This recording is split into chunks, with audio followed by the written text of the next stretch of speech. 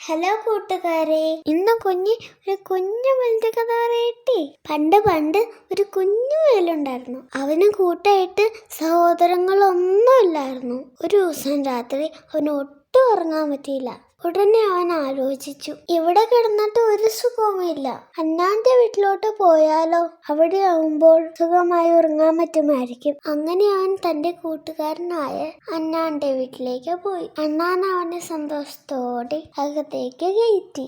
അങ്ങനെ നമ്മുടെ മുയൽ ഉറങ്ങിയപ്പോഴേക്കും ഒരു ശബ്ദം. നോക്കിയപ്പോൾ അണ്ണാൻ കായകൾ കറുമുറിയെന്ന് തിന്നുകൊണ്ടിരിക്കുന്നു. ആ ശബ്ദം കാരണം മുയലിന് ഉറങ്ങാനേ പറ്റിയില്ല. അങ്ങനെ അവൻ അടുത്ത കൂട്ടുകാരന്റെ അടുത്തേക്ക് പോയി. അതൊരു കുഞ്ഞു മുള്ളുമണ്ണിയായിരുന്നു. അവിടെയും മുയലിന് ഉറക്കം ശരിയായില്ല. എന്റെ മുള്ളുകൾ കൊണ്ട് മുയലിന് വേദനിച്ചു. അവിടെ നിന്ന് മുയൽ യാത്ര പറഞ്ഞിറങ്ങി. എന്നിട്ട് അവൻ ചെന്നതോ കരടിയമ്മാവന്റെ അടുത്ത്. കരടിയമ്മാവന്റെ ഗുഹ വലുതാണല്ലോ, അവിടെ സുഖമായിട്ട് ഉറങ്ങാമെന്ന് കരുതി. അങ്ങനെ കരടിയമ്മാവനും മുയലും ഉറക്കമായി. പെട്ടെന്ന് ഒരു ഇടിവെത്തുന്ന ശബ്ദം കേട്ട് മുയൽ കണ്ണു തുറന്നു. അപ്പോ ആ കരടി സുഖമായി കൂർക്കം വലിക്കുകയാണ്. ആ ശബ്ദം കാരണം നമ്മുടെ കുഞ്ഞു മുയൽ അവിടെ നിന്നും പോയി. വരയിൽ വെച്ച് തന്റെ സുഹൃത്തായ മൂങ്ങയെ കണ്ടു. കുഞ്ഞു മുയൽ തന്റെ സങ്കടങ്ങളെല്ലാം മൂങ്ങയോട് പറഞ്ഞു. എന്നിട്ട് സുഖമായി ഉറങ്ങാനുള്ള വഴിയും ചോദിച്ചു. അപ്പോൾ മൂങ്ങ പറഞ്ഞു, നീ തിരിച്ച് നിന്റെ വീട്ടിൽ പോകൂ.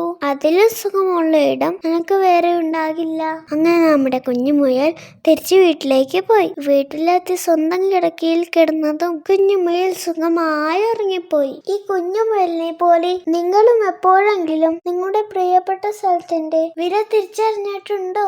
അടുത്ത കഥയ്ക്കായി ഫോളോ ചെയ്യൂ.